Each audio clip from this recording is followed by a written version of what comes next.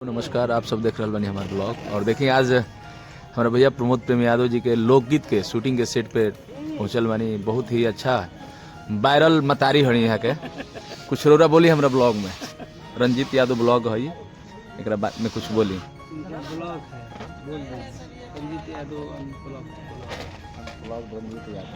रंजीत यादव जी के ब्लॉग में सभी का स्वागत है। बिल्कुल। और आज हम शूट पे हैं प्रमोद जी के साथ। बहुत अच्छा लग रहा है।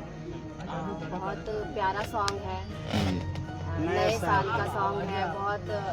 बहुत ही ज़्यादा अच्छा सॉन्ग है। तो आप लोग प्लीज़ ज़्यादा से ज़्यादा प्यार दीजिएगा, अपना लाइक कीजिएगा, कमेंट कीजिएगा अच्छे और ढेर सारी वीडियो आएंगी अब तो। नए साल का जो गाना हिट चला था फिलहाल नए वही गाना के हमने का शूटिंग करते हैं जा।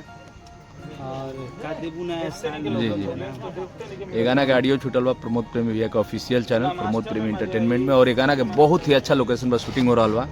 और आप सब भैया के साथ हीरोइन में बानी यहाँ के, तो सब लोग जाना था, आप लोग चिन्हत नहीं जाए, यहाँ के वायरल फेस बा। तो हम सोचनी है कि अपना ब्लॉग में आप सबके बीच हम लेके आई और लगातार अब गाना यहाँ के साथ हुई। बहुत अच्छा इंसान भी बनी, यहाँ के बिहेव भी बढ़िया बा, कहीं हमेशा यहाँ के मुस्कुरात रहते हैं। तो आपने का अच्छा लगा था।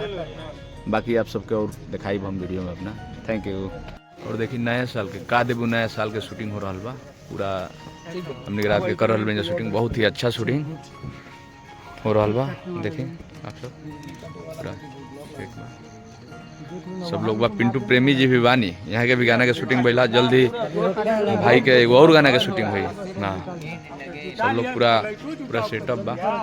सब वेस्टर्न थोड़ा दिखा दे बाबू। तो पार्टी वाला टेनो तो सब वेस्टर्न पहने हैं। हरियारी के देखो हैं हरियारी साड़ी के मारो थ्रू उठाओ।